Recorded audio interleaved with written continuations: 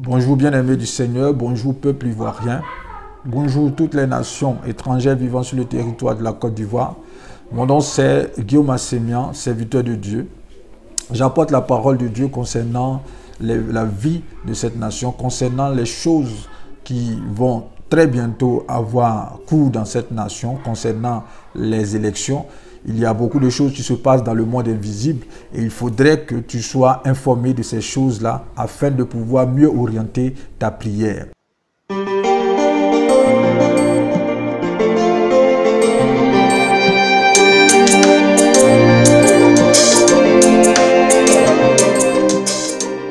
Je t'invite à suivre cet élément dans lequel Dieu, qui est souverain et qui aime cette nation, qui aime ses enfants, nous a donné des révélations concernant l'avenir de la Côte d'Ivoire. Dans cet élément, tu vas voir ce que les satanistes dans cette nation sont en train de planifier.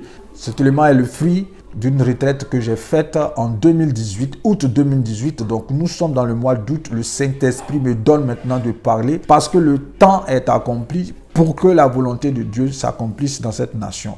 Aucun de ceux que vous voyez ne sera président de cette nation. Aucun de ceux que vous pensez, auxquels vous pensez ne sera président de cette nation. Je l'ai dit dans une vidéo, Dieu va faire des choses extraordinaires. Dieu va faire des choses extraordinaires. Il faut lire, il faut écouter cette vidéo et vous saurez ce que Dieu s'apprête à faire d'étonnant dans cette nation parce qu'il va briser l'orgueil de ses ennemis. Il va faire comprendre que c'est lui seul qui est Dieu et c'est lui seul qui est donc digne d'être suivi. Voilà, peuple de Dieu, que ton cœur revienne à ton Dieu, que ton cœur revienne à ton Créateur parce que les choses qui sont annoncées ne sont pas bonnes.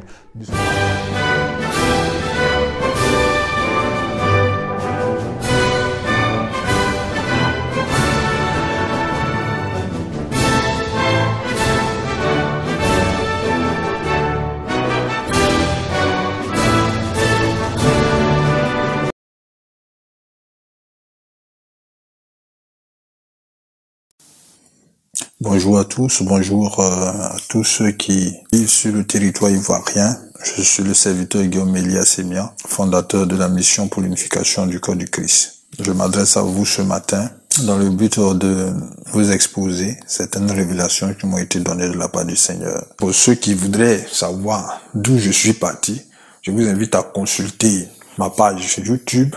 Vous pourriez vous faire une idée de ce dont je suis en train de parler. Je ne cherche pas de publicité. J'ai dit que c'est depuis 2010 que j'ai ces informations et je n'ai pas voulu parce que le temps n'est pas arrivé.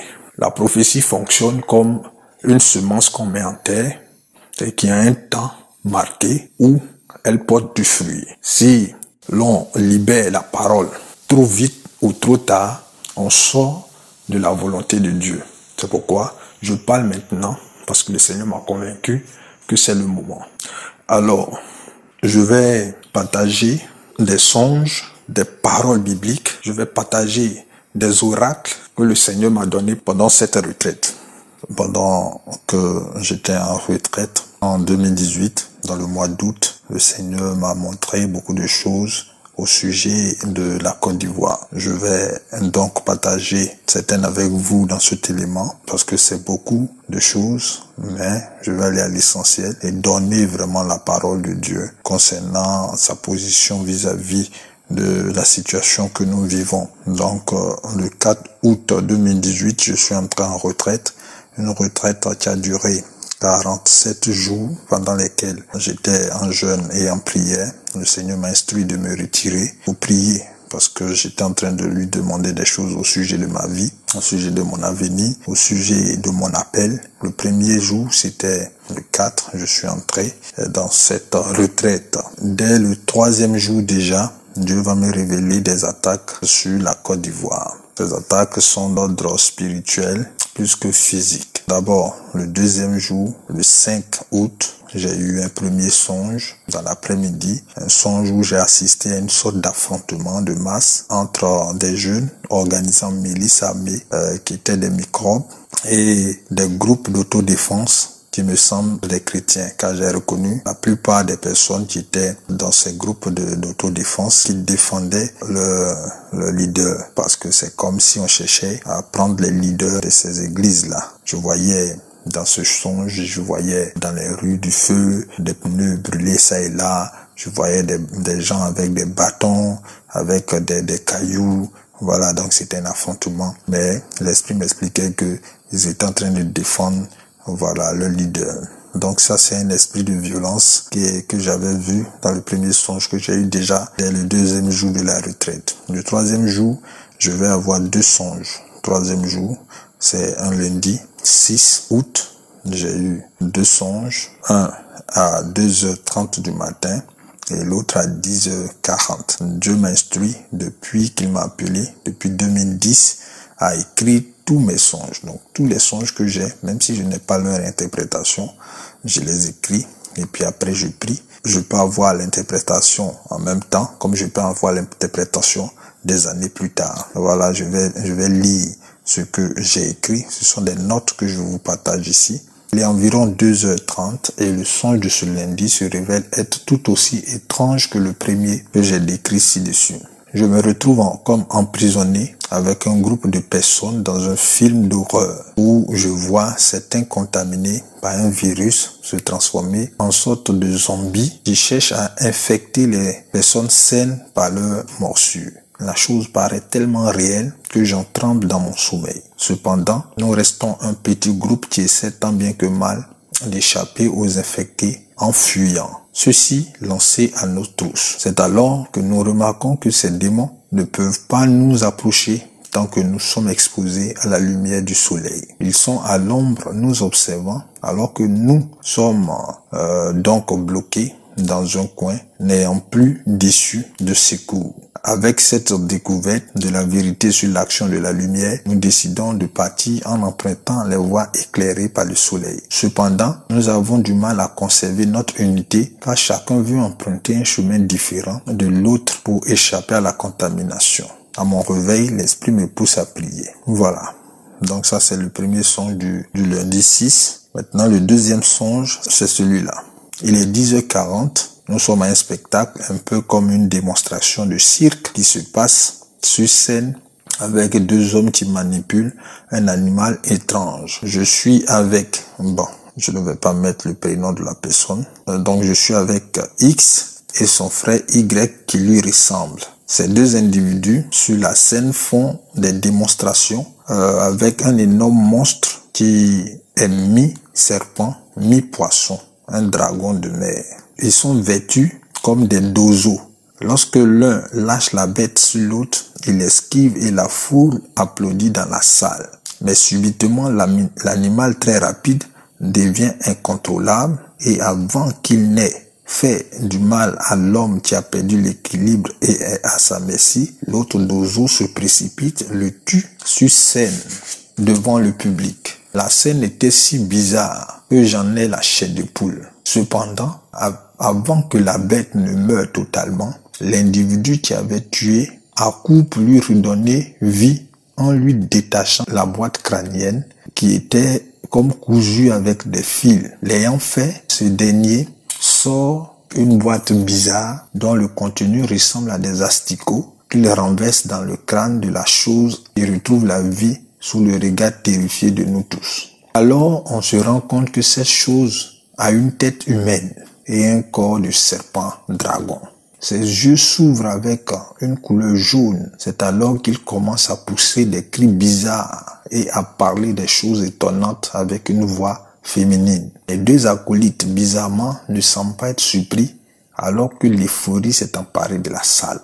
Comme si le spectacle n'était qu'un prétexte pour libérer la bête. Il y a la panique dans la salle et chacun fuit l'horreur. Sans regarder en arrière, nous nous précipitons dehors tandis qu'on entend des cris de détresse de personnes derrière nous. La bête avait sans doute commencé à sévir. Lorsqu'on arrive dehors, on sent une atmosphère de condamnation et de mort dans l'air, car s'étant retrouvé sur la voie. Tout est bloqué. Il y a un énorme embouteillage et des personnes sont bloquées dans la circulation et dans leur véhicule. Et je m'entends dire par l'esprit: ô pauvres de ceux-ci, ils ne pourront pas s'en sortir. Et l'Esprit me dit que ce sera un esprit de sirène qui sera lancé sur la nation pour une grande perversion. À mon réveil, alors que j'étais encore troublé à cause de différents songes, sans savoir que penser, l'Esprit me conduit à lire Daniel 7, qui confirme et me rappelle la prophétie que Dieu m'avait donnée sur la situation socio-politique de Côte d'Ivoire. Je donne à présent l'explication des songes selon ce que l'Esprit de Dieu m'a révélé. Voilà, donc dans le premier songe qui présentait des chrétiens ayant fait des barricades pour défendre leur leader, le Saint-Esprit m'a expliqué que dans cette période des élections, beaucoup de serviteurs de Dieu qui sont restés fidèles aux voies du Seigneur, qui ne se sont pas compromis et qui enseignent la parole de Dieu avec efficacité, ces gens-là qui impactent le peuple positivement, empêchent l'avancée ou la mise en œuvre des projets de Satan dans cette nation. Projet d'égarement, projet de perversion d'une jeunesse qui est en train de sortir la tête des ténèbres. Donc ces personnes-là vont être ciblées par les forces satanistes qui sont implantées en Côte d'Ivoire, notamment la franc-maçonnerie et cette branche qui opère en Côte d'Ivoire. Voilà. Donc les hommes de Dieu seront pourchassés, poursuivis, d'autres connaîtront la prison, mais le peuple de Dieu devra donc prier pour faire barrière. Voilà, le peuple de Dieu devra prier pour faire barrière, pour protéger les généraux du Seigneur. Dans le deuxième songe, il s'agissait donc d'un problème d'unité de l'Église qui devrait être le rempart pour protéger le peuple de Dieu, pour protéger la nation. L'Église va en rang dispersé. Tant que l'Église reste dans la lumière, l'Église ne peut pas être influencée par ceux-là qui sont déjà des disciples de Satan, qui sont en train de se multiplier. Voilà. Donc, on a vu des morts vivants qui cherchaient à infecter d'autres. Mais ceux qui restaient n'étaient pas aussi soudés. Donc, ils ne pouvaient pas effectivement aller de façon efficace à sortir de cette situation. Donc l'Église gagnerait à se mettre ensemble vraiment pour prier. Il faut qu'à un moment donné, nous arrêtons avec ces histoires de dénomination, parce que Satan sait qu'une maison qui est divisée contre elle-même ne peut subsister. Voilà donc concernant le deuxième songe. Bien. Après donc les songes que j'ai eus ces jours, parce que comme je vous l'expliquais, la retraite selon le Seigneur avait pour but de m'instruire sur ma vie et sur mon appel, mon ministère, et aussi sur l'avenir du pays. Voilà, donc je vais juste partager avec vous les parties qui concernent le pays. Donc on a le deuxième jour et le troisième jour. Je viens de vous expliquer les songes que j'ai eus. Ensuite, Dieu va me parler encore le 15 août 2018, qui marque le 12e jour, où il va me donner encore des révélations très importantes que je vous invite à suivre dans cette partie que je fais. Au 12e jour, c'est-à-dire le 15 août 2018, je vais lire donc les notes que j'ai faites pendant ces jours. Voyez-vous, la Bible dit, il faut écrire les prophéties, les relire couramment, parce qu'elles vont s'accomplir. C'est ce que je fais. Aujourd'hui est le 12e jour, marquant le thème d'un cycle, c'est-à-dire un accomplissement, et c'est le jour où Dieu me révèle l'aboutissement de la crise sociopolitique de la Côte d'Ivoire, dont il m'avait parlé depuis 2010. Car maintenant, le temps est consommé. Ainsi, la prophétie de l'Éternel au sujet de la Côte d'Ivoire commence à partir de ce mercredi 15 août 2018. Voici la parole qui accompagne donc cette prophétie. Ézéchiel chapitre 12 verset 28. Ainsi parle l'Éternel, le Seigneur, il n'y aura plus de délai dans l'accomplissement de mes paroles. La parole que je prononcerai s'accomplira, dit le Seigneur, l'Éternel. Le chiffre 12 symbolise le temps marqué pour porter le fruit, ce qui est arrivé à son terme, ce qui est achevé, l'enfantement, le résultat, la satiété, l'aboutissement, l'achèvement, la moisson, la maturité, l'accomplissement d'un cycle. Conseil aux chrétiens. 1 Thessaloniciens, le chapitre 5, verset 19 à 22. N'éteignez pas l'esprit, ne méprisez pas les prophéties, mais examinez toutes choses, retenez ce qui est bon, abstenez-vous de toute espèce de mal. 1 Corinthiens chapitre 2, verset 10. Dieu nous les a révélés par l'esprit, car l'esprit sonde tout, même les profondeurs de Dieu. Songe 1. Je viens de me réveiller et il est 3h05. La vision que je viens d'avoir est insupportable. Elle est présentée comme un documentaire avec une musique macabre. Au début, on voit une jeune fille amener un petit enfant de 5 ou 6 ans à un spectacle. C'est comme si c'est un genre de oiseau pour les enfants. Ensuite, une séquence rapide où on voit les enfants en train de jouer, de crier de joie, de chanter dans les différentes rangées. Puis, le narrateur dit « Souvenez-vous ». Alors la musique commence avec l'entrée en ralenti d'hommes en armes, des militaires en treillis qui se mettent subitement à massacrer les centaines et les centaines d'enfants qui se trouvaient dans la salle.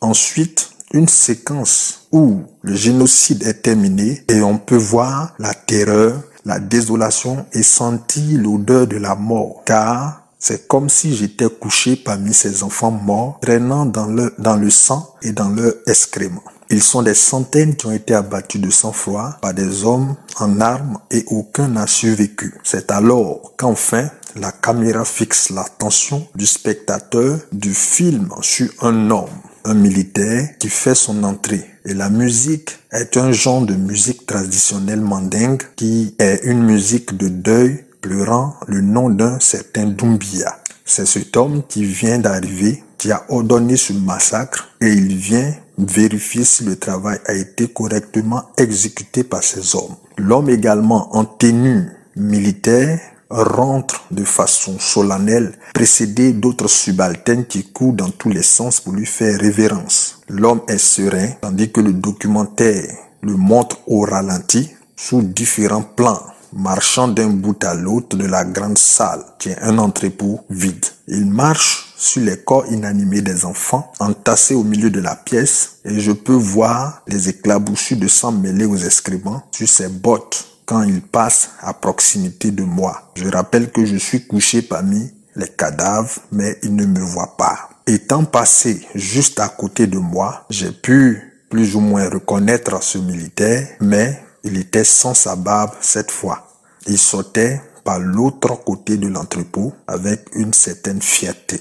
C'était bouleversant. Il est 3h50 quand je finis d'écrire le songe. Voilà. Bien-aimés, voici la note que je partage. Il y en a d'autres qui sont déjà arrivés, notamment les songes que j'ai eus au sujet de la prédiction sur la mort de Didier Arafat et aussi du fait que le président Ouattara disait dans le songe que il ne se présenterait plus, ça c'est un autre songe, où il ne se présenterait plus pour les élections. Je voudrais vous annoncer solennellement que j'ai décidé de ne pas être candidat à l'élection présidentielle. Donc j'avais vu ça en 2018, Maintenant, je parle des choses que le Seigneur m'a montrées, pour lesquelles nous devons désormais prier, pour ne pas que ça arrive. Vous voyez, dans ce songe-là, qui se manifestait comme un documentaire, je viens de vous décrire ce que j'ai vu. Deuxième songe. Donc, j'ai eu 2 songes cette même nuit. Il y a eu une inondation dans le bâtiment que j'habite, et même dehors, et chacun essaie de garer sa voiture aussi bien qu'il peut au bas de l'immeuble. J'ai garé la mienne, une BMW coupée blanche sous les fleurs. Un gars avec un pick-up arrive plus tard avec d'autres gars à l'intérieur et derrière, puis il pousse mon véhicule carrément pour se garer à ma place, faisant ainsi dériver mon véhicule dans l'eau de l'inondation. Qui l'emporte. Je me plains et il me fait des histoires en disant qu'il est quitté au port.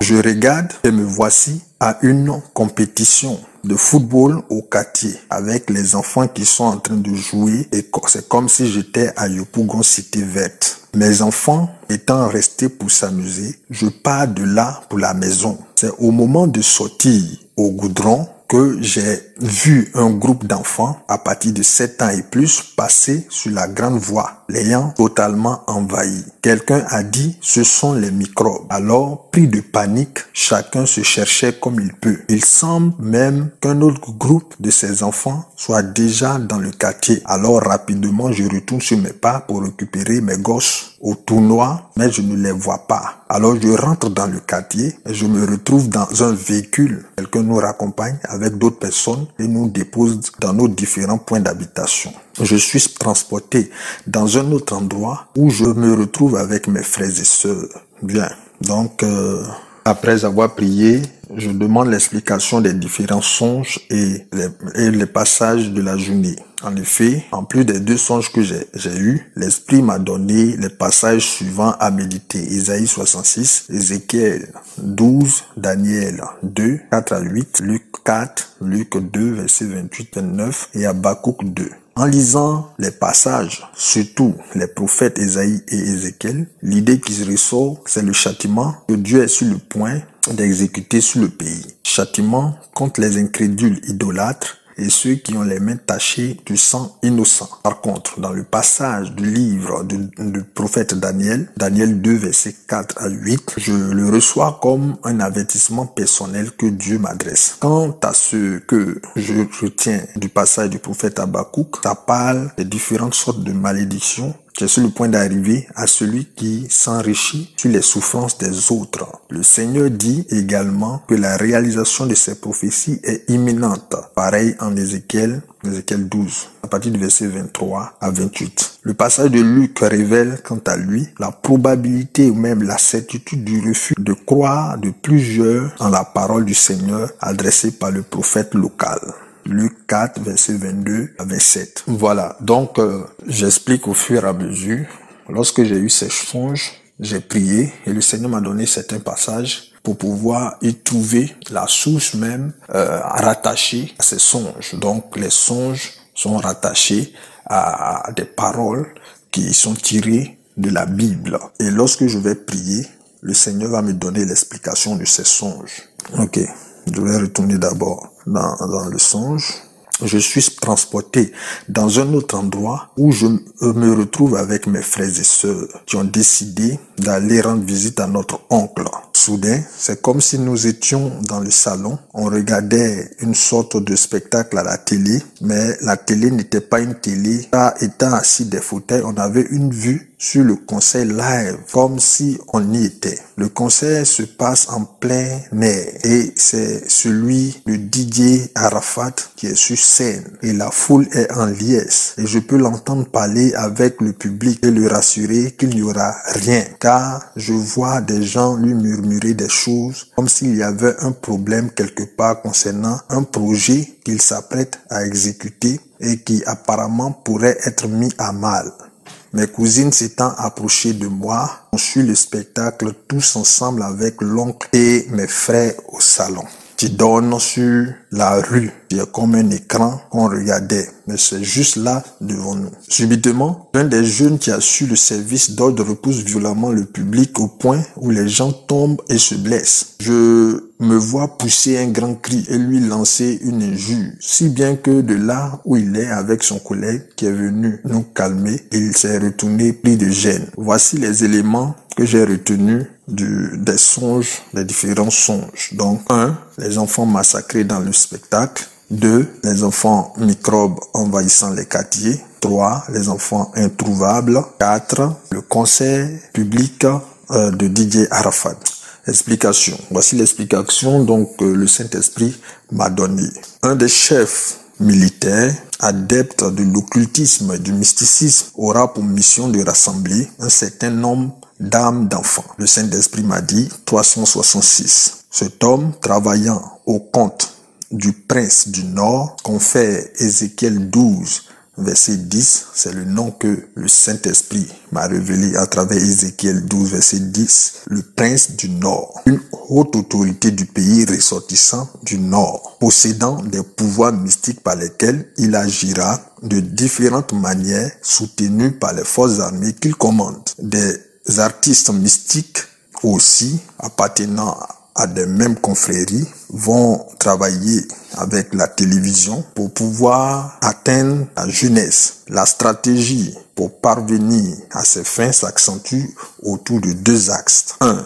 Les assassinats directs par les enlèvements d'enfants dans les quartiers, par des spectacles organisés à l'intention des enfants dans des endroits isolés du pays, notamment dans les zones ex-assiégées, par les microbes, par des meurtres d'enfants occasionnés par les microbes, par l'extermination des microbes eux-mêmes, car le plan de l'ennemi, c'est d'amener la colère du peuple à son summum, afin qu'au temps marqué pour le sacrifice final, l'on soit favorable à une grande offensive du nettoyage de ces enfants, qui compléteront le nombre d'âmes d'enfants demandés ou simplement fermer les yeux et laisser le peuple exaspéré s'en charger. Ce sont mes notes, c'est les notes que j'ai prises depuis 2018. 2.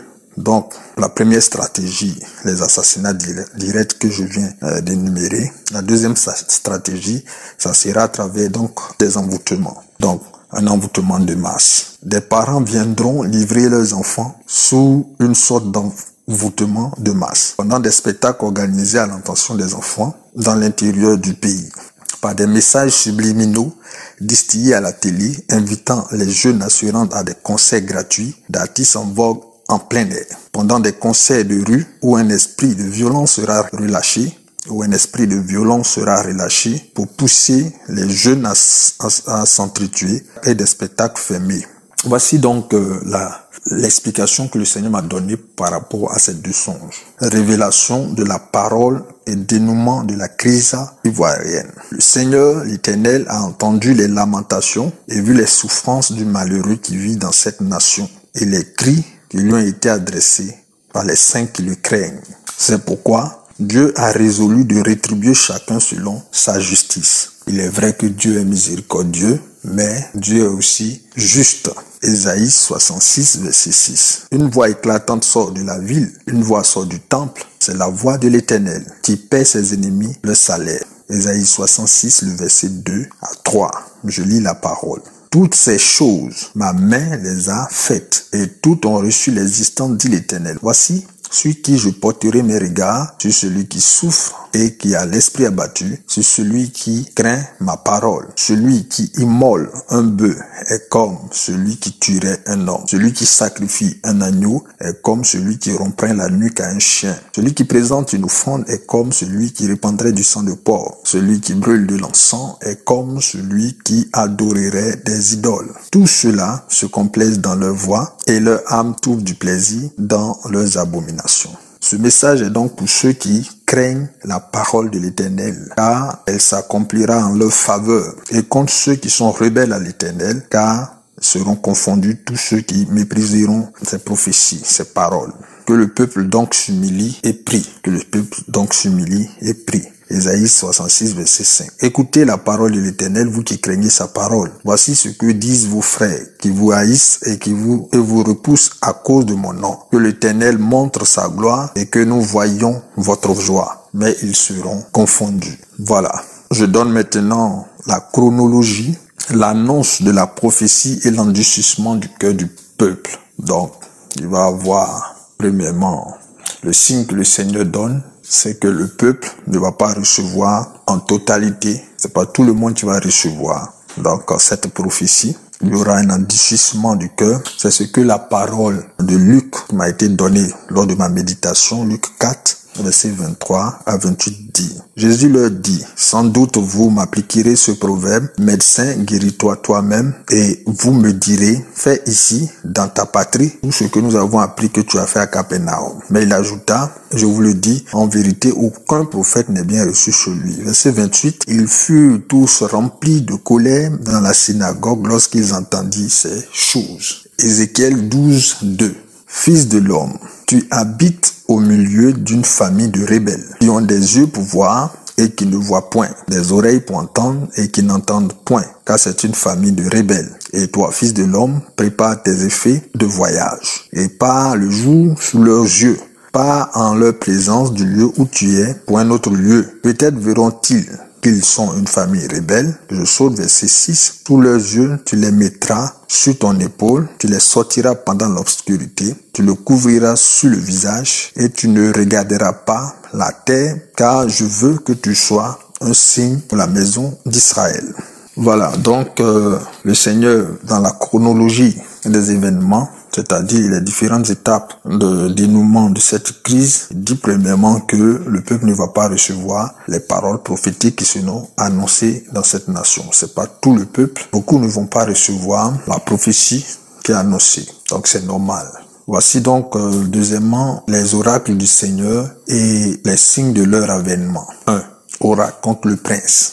Voici les raisons de la chute du prince. Habakkuk chapitre 2, verset 4. Voici, son âme s'est enflée. Voici, son âme s'est enflée. Elle n'est pas droite en lui, mais le juste vivra par la foi. Verset 5. Pareil à celui qui est ivre et arrogant, l'orgueilleux ne demeure pas tranquille. Il élargit sa bouche comme le séjour des morts. Il est insatiable comme la mort. Il attire à lui toutes les nations. Il assemble auprès de lui les peuples. Ne sera-t-il pas pour tous un sujet de sarcasme, de raillerie et d'énigme? On dira, malheur à celui qui accumule ce qui n'est pas à lui. Jusqu'à quand? Malheur à celui qui augmente le fardeau de ses dettes. Tes créanciers ne se lèveront-ils pas soudain? Tes oppresseurs ne se réveilleront-ils pas? Et tu deviendras leur proie. Parce que tu as pillé beaucoup de nations, tout le reste des peuples te pillera. Car tu as répandu le sang des hommes, tu as commis des violences dans le pays comme la ville contre la ville et tous ses habitants. Verset 9. Malheur à celui qui amasse pour sa maison des gains iniques afin de placer son nid dans un lieu élevé pour se garantir de la main du malheur. Verset 10. C'est l'opprobre de ta maison que tu as résolu en détruisant des peuples nombreux. Et c'est contre toi même que tu as péché. À la pierre crie du milieu de la muraille. Et le bois lit, et le bois qui lit la charpente lui répond. Malheur à celui qui bâtit une ville avec le sang, qui fonde une ville avec l'iniquité. Verset 13. Voici quand l'Éternel des armées l'a résolu. Les peuples travaillent pour le feu. Les nations se fatiguent en vain. Car la terre sera remplie de la connaissance de la gloire de l'Éternel, comme le fond de la mer par les eaux qui le couvrent. Malheur à celui qui fait boire son prochain, à toi qui verses ton outre et qui l'énivre afin de voir sa nudité. Verset 16. Tu seras rassasié de honte plus que de gloire. Bois toi aussi et découvre-toi. La coupe de la droite de l'Éternel se tournera vers toi et l'ignominie souillera ta gloire. Car les violences contre le Liban retomberont sur toi et les ravages des bêtes t'effrayeront. Parce que tu as répandu le sang des hommes et commis les violences dans le pays contre la ville et tous ses habitants. Ça, c'est les raisons qui vont faire tomber le prince. Maintenant, le jugement du prince. Parce qu'il va être un jugement qui est fait dans le monde spirituel. Donc, le jugement du prince, là, la sentence sera l'exil. Ézéchiel 12 à partir du verset 10. Je lis. Dis-leur, ainsi parle l'Éternel. Cet oracle concerne le prince qui est à Jérusalem et toute la maison d'Israël qui s'y trouve. Dis, je suis pour vous un signe. Ce que j'ai fait, c'est ce qui leur sera fait. Ils iront en exil, en captivité. Verset 12. Le prince qui est au milieu d'eux mettra son bagage sur l'épaule pendant l'obscurité et partira. On percera la muraille pour le faire sortir. Il se couvrira le visage pour que ses yeux ne regardent pas la terre. J'étendrai mon ray sur lui et il sera pris dans mon filet. Je l'amènerai à Babylone, dans le pays des Chaldéens, mais il ne le verra pas. Il y mourra. Tous ceux qui l'entourent et lui sont en aide, toutes ses troupes, je les disperserai à tout vent et je tirerai l'épée derrière eux. Ça, c'est le jugement du prince, voilà, l'exil. Et la parole du Seigneur dit l'exil et la mort. Je dis ces choses, pas que c'est définitif. Voilà, Dieu dit mes pensées ne sont pas vos pensées. Voilà, mes pensées ne sont pas vos pensées. Dieu, lorsqu'il donne des choses, c'est pour que nous puissions prier. Il y a des décrets qui sont irrévocables, mais il y a des décrets pour lesquels on prie. Est-ce que vous comprenez? Voilà, lorsque le prophète Isaïe est venu dire au roi Ézéchias qu'il allait mourir, Ézéchias a plaidé, Dieu lui a accordé 15 ans de plus pour sa vie. Donc, lorsque je donne ces choses-là, ceux qui vont s'y reconnaître pourront effectivement s'humilier devant le Seigneur. Et Dieu, selon qu'il est souverain, va, oui ou non, revenir sur sa décision. Quel est le sort de l'entourage du prince? Le sort de l'entourage du prince. Donc, on a vu le sort du prince, le sort de l'entourage du prince. Je dis toujours que ce sont des notes. Les fichiers sont là. Ceux qui sont calés en informatique pourront faire une expertise pour voir la date de la création et toutes ces choses-là, pour vérifier l'authenticité. Mon but n'est pas de convaincre quelqu'un. Le Saint-Esprit s'en chargera. Je suis un messager, je livre un message et pour ceux qui voudraient avoir des détails, je suis indisponible. Je suis indisponible parce que c'est tout ce que j'ai que je suis en train de livrer dans cet élément. Voici donc le sort de l'entourage du prince. Ézéchiel 12, verset 14. Je lis la parole. Tous ceux qui l'entourent et lui sont en aide et toutes ses troupes, je les disperserai à tous les vents et je tirerai l'épée derrière eux. Verset 15, et ils sauront que je suis l'Éternel quand je les répandrai parmi les nations, quand je les disperserai en divers pays. Verset 16, mais je laisserai d'eux quelques hommes qui échapperont à l'épée, à la famine et à la peste, afin qu'ils racontent toutes leurs abominations parmi les nations où ils iront. Et ils sauront que je suis l'Éternel. Nous sautons, verset 19, dit au peuple du pays, ainsi parle le Seigneur, l'Éternel, sur les habitants de Jérusalem dans la terre d'Israël. Ils mangeront leur pain avec angoisse et ils boiront leur eau avec épouvante, car leur pays sera dépouillé de tout ce qu'il contient à cause de la violence de tous ceux qui l'habitent. Les villes peuplées seront détruites et le pays sera ravagé. Et vous saurez que je suis l'Éternel. Donc, contre le peuple, voilà ce que le Seigneur dit. Donc, il y a le prince, il y a son entourage, et Dieu estime aussi que le peuple a mal agi. Alors, il dit ici, en Ézéchiel 12, à partir du verset 19 à 20, il dit, « Dis au peuple du pays, ainsi parle le Seigneur l'Éternel, sur les habitants de Jérusalem, dans la terre d'Israël. Ils mangeront leur pain avec angoisse, et ils boiront leur eau avec épouvante, car leur pays sera dépouillé de tout ce qu'il contient à cause de la violence de tous ceux qui l'habitent. » Verset 20, « Les villes peuplées seront détruites et le pays sera ravagé, et vous saurez que je suis l'Éternel. » Habakkuk 2, verset 18 à 20. À quoi sert une image taillée pour qu'un ouvrier la taille? À quoi sert une image en fonte et qui enseigne le mensonge pour que l'ouvrier la fait place en elle sa confiance, tandis qu'il fabrique des idoles muettes. Malheur à celui qui dit au bois, lève-toi. À une pierre muette, réveille-toi. Donnera-t-elle instruction? Voici, elle est garnie d'or et d'argent. Mais il n'y a point en elle un esprit qui l'anime. L'Éternel est dans son saint temple. Que toute la terre fasse silence devant lui. Dieu donc parle du peuple, parce que c'est le peuple qui est la priorité de Dieu. Ésaïe 66, verset 3 à 4. Celui qui immole un bœuf est comme celui qui tuerait un homme. Celui qui sacrifie un agneau est comme celui qui romprait la nuque à un chien. Celui qui présente une offrande est comme celui qui répandrait du sang de porc. Celui qui brûle l'encens est comme celui qui adorerait des idoles. Tous ceux-là se complaisent dans leur voie et leur âme tire plaisir dans leur abomination. Verset 4. Moi aussi je me complaindrai dans leur infortune et je ferai venir sur eux ce qui cause leur effroi, parce que j'ai appelé et qu'ils n'ont point répondu, parce que j'ai parlé et qu'ils n'ont point écouté, mais ils ont fait ce qui est mal à mes yeux et ils ont choisi ce qui me déplaît. Isaïe 66, verset 15 à 17 et verset 24. Car voici, l'Éternel arrive dans un feu et ses chars sont comme un tourbillon. Il convertit sa colère en un brasier et ses menaces en flammes de feu. Verset 16. C'est par le feu que l'Éternel exerce ses jugements, c'est par son glaive qu'il châtie toute chair. Et ceux que tuera l'Éternel sont en grand nombre. Ceux qui se sanctifient et se purifient dans les jardins au milieu desquels ils vont un à un, qui mangent de la chair de porc, des choses abominables et des souris, Tous ceux-là périront, dit l'Éternel. Verset 24. Et quand on sortira, on verra les cadavres des hommes qui se sont rebellés contre moi, car leur ver ne mourra point et leur feu ne s'éteindra point. Et ils seront pour toute chaîne objet d'horreur. Voilà. Donc, après le prince, après son entourage, Dieu parle aussi au peuple. Maintenant, Dieu va annoncer, après ces événements, une restauration de la nation. Voilà.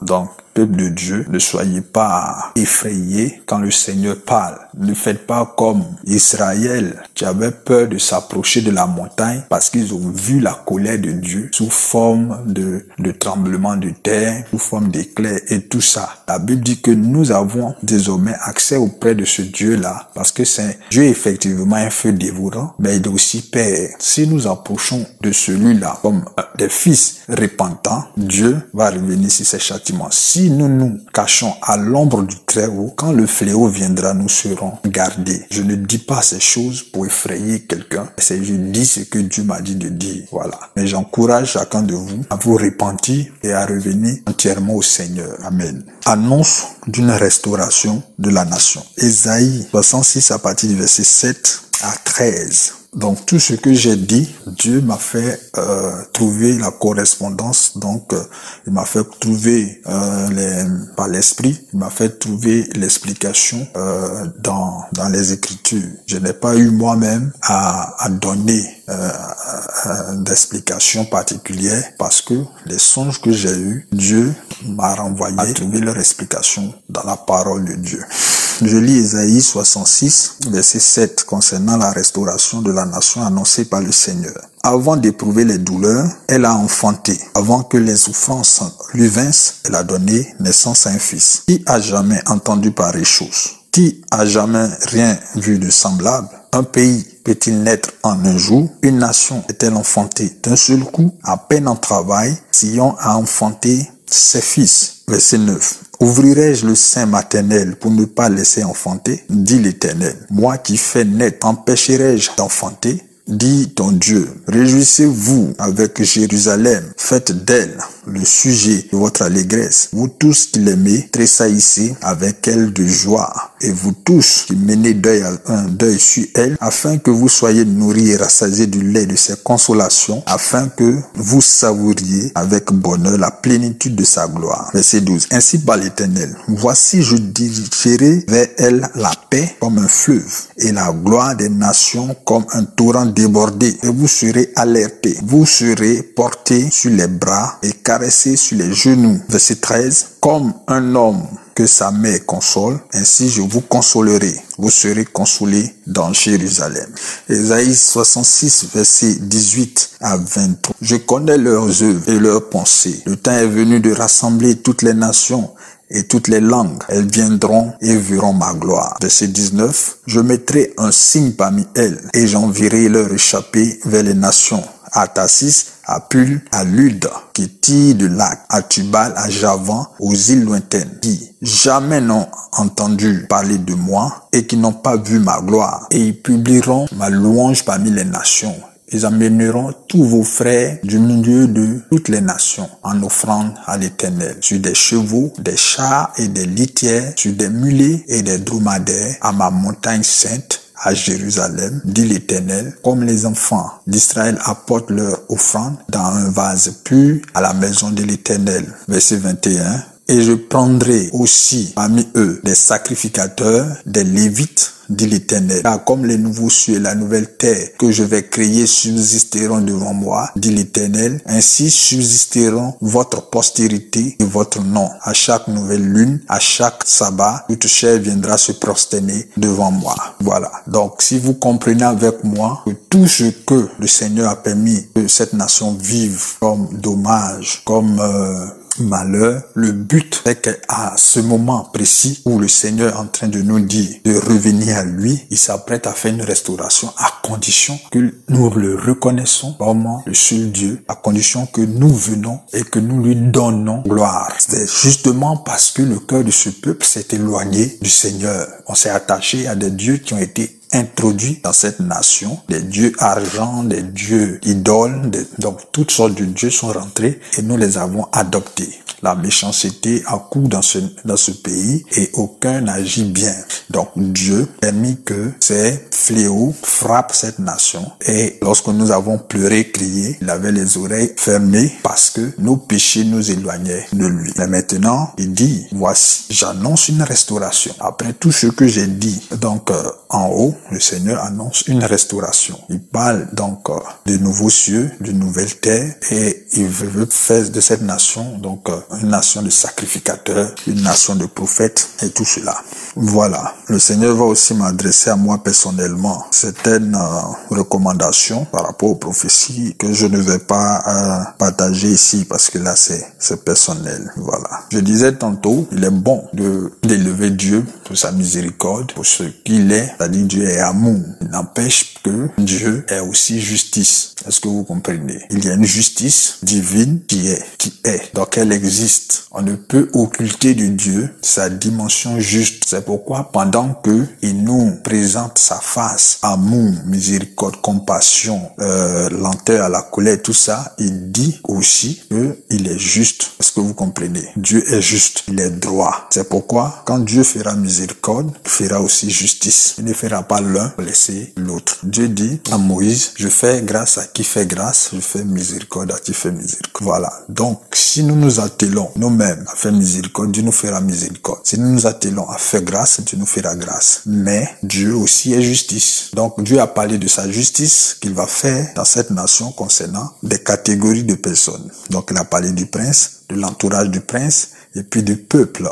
Voilà. Mais Dieu va parler aussi de ses serviteurs plus loin. Je pense que ça est dedans. Maintenant, au 17e jour, c'est-à-dire le 20 août 2018, j'étais donc au 17e jour de la retraite. Dieu va me parler encore.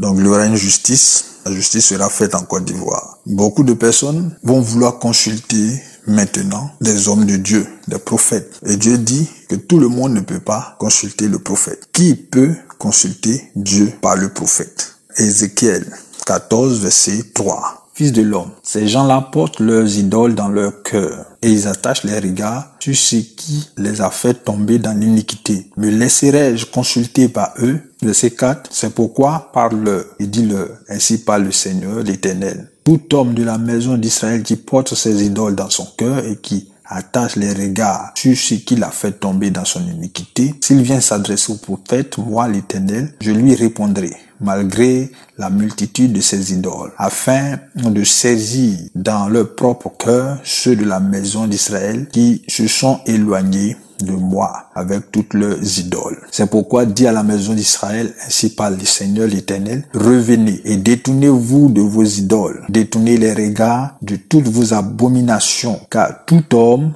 de la maison d'Israël et des étrangers séjournant en Israël qui s'est éloigné de moi, qui porte ses idoles dans son cœur et qui attache les regards sur ce qu'il a fait tomber dans son iniquité, s'il vient s'adresser au prophète pour me consulter par lui, moi l'Éternel, je lui répondrai par moi. Je tournerai ma face contre cet homme, je ferai de lui un signe et un sujet de sarcasme et je l'exterminerai du milieu de mon peuple et vous saurez que je suis l'Éternel. Voilà. Prophète, écoutez maintenant. Verset 9. Si le prophète se laisse séduire, s'il prononce une parole, c'est moi, l'Éternel, qui aurait séduit ce prophète. J'étendrai ma main contre lui et je le détruirai du milieu de mon peuple d'Israël. Verset 10. Ils porteront ainsi la peine de leur iniquité. La peine du prophète sera comme la peine de celui qui consulte. Verset 11. Afin que la maison d'Israël ne s'égare plus loin de moi et qu'elle ne se souille plus par toutes ces transgressions. Alors, ils seront mon peuple et je serai leur Dieu, dit le Seigneur l'Éternel. Peuple ivoirien, peuple de Dieu, comprenez avec moi que le Seigneur ne se laisse pas consulter par tout le monde. Il se laisse consulter par ceux dont le cœur est pur, par ceux dont le cœur est pur. C'est pourquoi, dans cette période, lorsque vous prierez, disposez vos cœurs, afin que le Seigneur puisse voir dans vos cœurs, parce que Dieu ne regarde pas l'apparence, mais il regarde au cœur. Lorsque Dieu verra dans votre cœur le repenti, il vous ouvrira ses portes et vous donnera des instructions. À tous les prophètes, Dieu dit que lui-même peut envoyer un esprit de séduction pour que le prophète qui a transgressé les lois de Dieu, lui-même puisse être livré donc pour cette transgression. Donc faisons attention nation, prophète de Dieu, prophète dans cette nation. Dieu va susciter dans cette période beaucoup de prophètes, des vrais prophètes qui vont parler de Dieu, mais aussi l'ennemi va s'aimer l'ivraie à travers les faux prophètes qui vont venir s'aimer le trouble que beaucoup ne croient pas. Donc chacun de nous a une responsabilité à veiller et à prier pour ne pas entrer en tentation. Voilà. Les justes seront épargnés au jour du jugement. Voici ce que le Seigneur annonce d'autres. Il dit que les justes seront épargnés au jour du jugement. Je lis la parole de Dieu qui confirme cette pensée. Ézéchiel 14, à partir du verset 13. Fils de l'homme, lorsqu'un pays pécherait contre moi en se livrant à l'infidélité et que j'étendrais ma main sur lui, si je brisais pour lui le bâton du pain et je lui envoyais la famine, si j'en exterminais les hommes et les bêtes et qu'il y eut au milieu de lui ces trois hommes, Noé, Daniel et Job, ils sauveraient leur âme par leur justice, dit le Seigneur l'Éternel. On saute verset 21. Oui, ainsi parle le Seigneur l'Éternel. Quoique j'envoie contre Jérusalem mes 4 châtiments terribles, l'épée, la famine, les bêtes féroces et la peste, pour en exterminer les hommes et les bêtes, il y aura néanmoins un reste qui échappera, qui sortira. Des fils et des filles, voici ils arriveront auprès de vous, vous verrez leur conduite et leurs actions, et vous consolerez du malheur que je fais venir sur Jérusalem, de tout ce que je fais venir sur elle. Ils vous consoleront quand vous verrez leur conduite et leurs actions. Vous reconnaîtrez que ce n'est pas sans raison que je fais tout ce que je lui fais, dit le Seigneur l'Éternel. Donc je parle de la justice de Dieu. Premièrement, tout le monde ne pourra pas consulter le Seigneur, donc tout le monde ne recevra pas la parole, donc tout le monde ne croira pas. C'est ce que cela veut dire, parce que c'est la foi qui justifie, c'est la foi qui rend juste, ce ne sont pas les œuvres. Voilà. Ceux qui vont croire seront justifiés, et lorsqu'il y aura le jugement, ils seront épargnés. Voilà. La Bible que le Seigneur m'a envoyé consulter nous donne ces signes-là. Après cela, donc il dit que les justes seront épargnés au jour de ce jugement. Maintenant, troisièmement, pour cette partie, le Seigneur dit qu'il y aura, le Seigneur dit que la purification de la Côte d'Ivoire se fera par le feu de la justice divine. Ézéchiel 15, verset 6 à 8. Je lis la parole. C'est pourquoi ainsi parle le Seigneur, l'Éternel, comme le bois de la vigne parmi les arbres de la forêt, ce bois que je livre au feu pour le consumer, ainsi je livre les habitants de Jérusalem. Je tournerai ma face contre eux, ils sont sortis du feu et le feu les consumera. Et vous saurez que je suis l'Éternel. Quand je tournerai ma face contre eux, je ferai du pays un désert parce qu'ils ont été infidèles, dit le Seigneur l'Éternel. Alléluia. Donc, le Seigneur dit que la purification de la nation ivoirienne se fera par le feu. Par le feu. Voilà. Le feu, comprenez tout ce qui produit le feu. Le 20e jour, donc nous sommes le 23 août, 8e mois 2018. J'ai eu 2 songes ce jour-là. Je donne le premier songe. Voilà, donc j'ai un songe encore. Le premier me monte dans un supermarché et ensuite j'atterris devant un stade et devant ce stade il y a beaucoup de mouvements. Le stade attire en même temps donc les jeux, les personnes qui viennent par rapport au stade, mais aussi ce que je remarque c'est que à côté il y a des endroits qu'occupent des prostituées qui viennent faire le commerce. Ça, c'est ce que j'ai vu dans le premier songe. Debout depuis 4 heures, j'ai prié pour les passages que le Saint-Esprit m'a indiqué ce jour. Matthieu 12, Romains 12, Psaume 35, 2 Rois 4. Je me recouche après avoir parcouru l'ensemble des textes à 6h05. Et à 10h, quand je me suis réveillé, j'ai eu encore un songe qui montre à un moment donné les microbes en train de se faire des histoires entre eux, entre clans de microbes. Songe 2. Il est 10h25 environ. J'ai dans ce songe assisté à une altercation violente entre 2 jeunes amis du quartier appartenant l'un et l'autre à un clan de microbes. Et subitement, l'un sort son couteau et d'un seul coup tranche le cou de l'autre sous le regard affolé de chacun de nous qui assistons à la scène. C'est comme si je suis professionnel dans un établissement situé dans le quartier. À la suite de cela, on voit celui qui a le cou coupé s'exciter n'ayant rien eu et se plaignant témoignant à d'autres membres de leur gang qui viennent en retrait, disant tu as vu, non, tu as vu. L'autre aussi a eu le soutien et c'est comme si entre eux il y a des échauffourées qui virent à l'affrontement entre eux jeunes. Ils sont tout à coup apparus, ça et là. On les voit se poursuivre entre eux sans toucher la population. Les jeunes gens sont très violents et drogués aussi. Suivant la scène de notre position située en hauteur,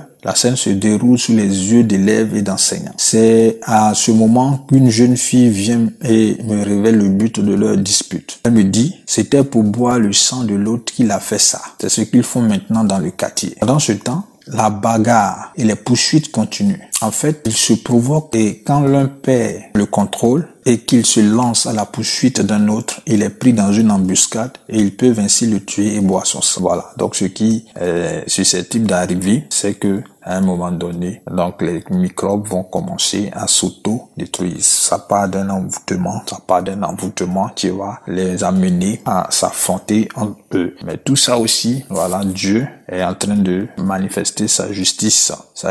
Personne n'échappera donc à cette justice. Le 22e jour, le 25, 8e mois 2018, songe 1. Il est 3h20. Il y a des militaires FRC qui sont en alerte regroupés dans les différents sites prêts pour un affrontement et attendant des instructions. Ils sont tous armés depuis l'entrée d'Abidjan, entrée d'Anyama jusqu'à toute la ville. J'aperçois un homme habillé en tenue militaire qui marche avec une arme en main. Mais son arme semble ne pas être neuve comme celle des autres et il est tendu. Quand il rencontre d'autres militaires, sur son chemin, il est nerveux à tel point que les autres militaires semblent avoir des soupçons. Mais il avance jusqu'à ce qu'une voiture apparaisse avec à son bord des gens qui l'interceptent et qui lui font signe d'entrer discrètement dans une maison dont ils viennent d'ouvrir le portail. Dans une autre voiture qui est un taxi, il y a comme des mécaniciens qui déchargent des pièces auto, couvrir des armes.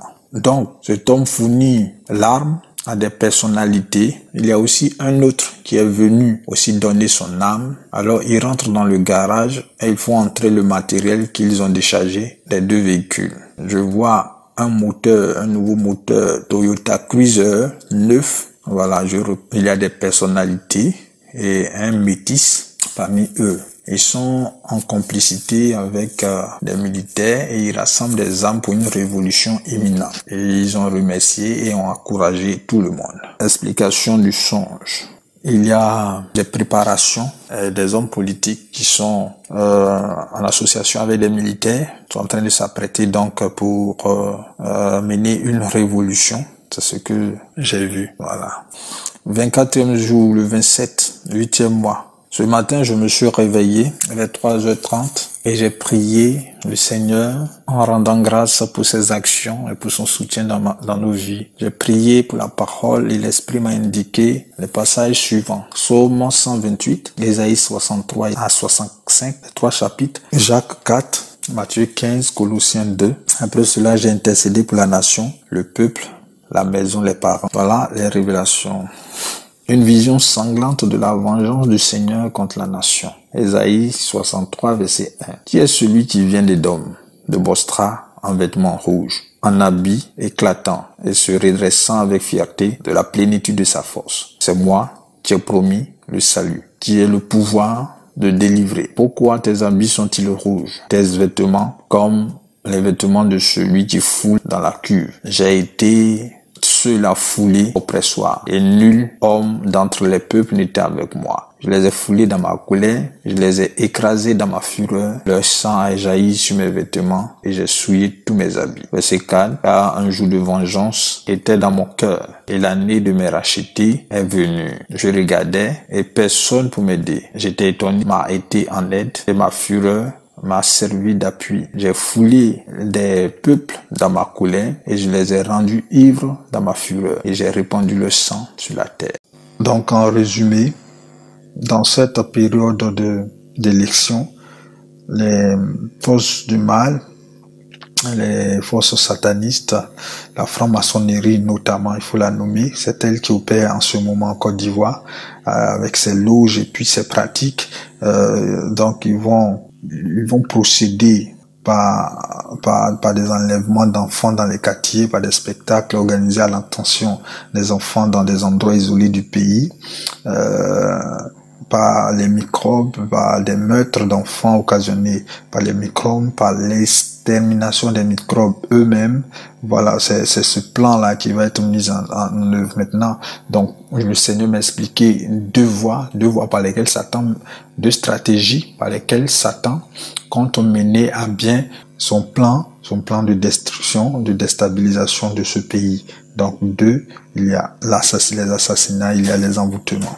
Donc, dans cette période, vous allez voir des mouvements de masse, des mouvements de population ciblés qui ont été faits sur des hôtels et qui sont donc dans un envoûtement. Lorsqu'on va activer donc ces hôtels, ces personnes-là vont faire des choses qui vont étonner plus d'une personne. Donc, on verra des jeunes aller dans les rues pour aller se faire tirer dessus. On verra des femmes, des enfants même. Voilà, donc il faut être vigilant, il faut prier. Voilà, donc quelques notes que j'ai partagées, il y en a plusieurs, mais il faut comprendre que après cette situation, le Seigneur va restaurer la Côte d'Ivoire. Voilà, il va restaurer la Côte d'Ivoire, il va remettre la Côte d'Ivoire entre les mains des Ivoiriens, il va remettre la Côte d'Ivoire entre les mains des chrétiens. Voilà, parce que le président que Dieu va donner, ce n'est pas un président qui est connu, c'est quelqu'un qui va sortir du néant et vous verrez comment Dieu va faire. Il y a un temps de grâce que le Seigneur a préparé pour le peuple ivoirien. Voilà, mais ce temps de grâce sera plus favorable aux élus du Seigneur et aux serviteurs de Dieu. Voilà. Je veux encourager ceux qui sont restés jusqu'à cette heure fidèles à la parole de Dieu, qui ne se sont pas compromis. Continuez, parce que le Seigneur dit que cette nation vous appartiendra. Parce que le Seigneur va établir sur cette nation quelqu'un qui a la crainte de Dieu. C'est lui qui va diriger ce pays. Il est vrai que j'ai dit dans une vidéo, il y aura un moment de transition, mais le Seigneur va établir l'homme selon son cœur.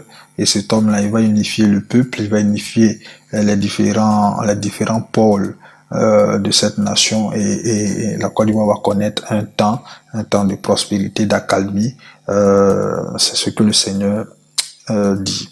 Donc on va lire cela en Ésaïe 65, verset 8 à 25. Verset 8 à 25. Voilà, je vais rapidement faire la lecture. Ainsi par l'Éternel, quand il se trouve du jus dans une grappe, on dit, ne la détruis pas, car il y a là une bénédiction. J'agirai de même par amour de mes serviteurs, afin de ne pas tout détruire. Verset 9, je ferai sortir de Jacob une postérité, et de Juda un héritier de mes montagnes. Mes élus posséderont le pays, et mes serviteurs y habiteront. Le Saron servira de pâture au menu bétail, et la vallée d'Accord servira de gîte au gros bétail pour mon peuple qui m'aura cherché.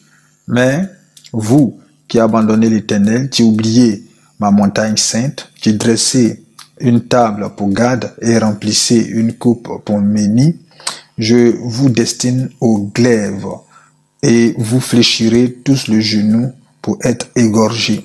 Car j'ai appelé et vous n'avez point répondu, j'ai parlé et vous n'avez point écouté.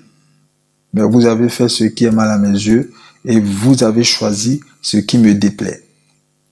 C'est pourquoi, ainsi parle le Seigneur l'Éternel, voici mes serviteurs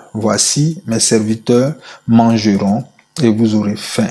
Voici mes serviteurs boiront et vous aurez soif. Voici mes serviteurs se réjouiront et vous serez confondus. Verset 14. Voici mes serviteurs chanteront de joie de leur cœur, mais vous crierez vous crierez dans la douleur de votre âme et vous vous lamenterez dans l'abattement de votre esprit.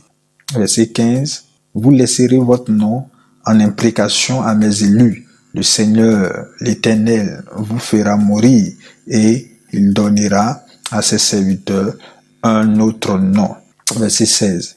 Celui qui voudra être béni dans le pays voudra l'être par le Dieu de vérité, et celui qui jurera dans le pays jurera par le Dieu de vérité.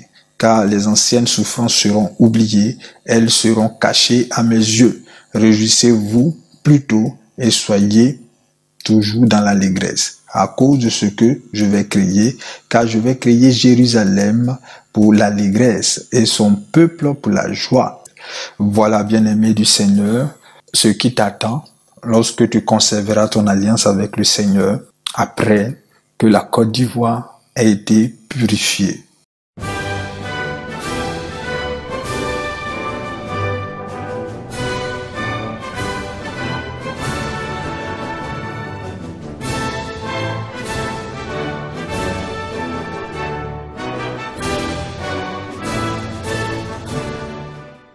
Bien-aimé, la nation ivoirienne est convoitée. La nation ivoirienne, aujourd'hui, est contrôlée par des instances satanistes qui opèrent au plus haut niveau de la République. C'est pourquoi nous, en tant qu'enfants de Dieu, selon que Jésus-Christ a dit que l'Église, la barrière aux forces des ténèbres, lorsqu'il parlait à son disciple Simon, il dit, les portes du séjour des morts ne prévaudront pas contre elle. Nous avons été laxistes, nous avons été complices de la mort, de la destruction dans cette nation, parce que personne n'a voulu agir, personne n'a voulu parler, personne n'a eu le courage de parler. Il faut parler parce que celui qui détient la parole détient le pouvoir. Voilà, la Bible dit dans Jean chapitre 1, verset 12, que la parole donne le pouvoir. C'est pourquoi aujourd'hui, il ne faut pas t'empêcher de parler. Lorsque le Seigneur te donne la parole, il faut parler, il faut annoncer les choses comme elles sont en train de venir. Les satanistes dans cette nation sont en train de planifier la mort, sont en train de planifier les enlèvements, sont en train de planifier la destruction des offrandes de personnes à des dieux païens. Ces choses-là vont être visibles à partir de août, parce que août c'est donc dans le monde invisible selon le plan que Satan a préparé depuis longtemps. C'est dans ce mois-là que vont commencer les choses, parce qu'il y a une grande offrande qu'ils doivent faire. Le Seigneur m'a dit 366 âmes d'enfants, sans compter les jeunes filles qui seront aussi exposées, qui seront aussi sacrifiées. Donc si nous restons, parce que quand Dieu nous parle, c'est pour que nous puissions orienter notre prière. La Bible dit, nous ne savons pas ce qu'il nous convient. Nous ne savons pas ce qu'il nous convient de demander, mais le Saint-Esprit, qui sonde tout de même les profondeurs de Dieu, connaît la volonté de Dieu et nous les donne afin que nous puissions orienter nos prières. Partage-le et abonne-toi à cette page. Je ne suis pas venu pour faire de la publicité, je n'en ai pas besoin. Le Saint-Esprit n'a pas besoin de publicité. Ce n'est pas moi qui veux être connu. Je veux faire connaître le grand Dieu que je sais, c'est-à-dire Jésus-Christ de Nazareth. Que Dieu nous bénisse et puis à très bientôt. C'était votre serviteur, le révérend Guillaume Elia Sémia.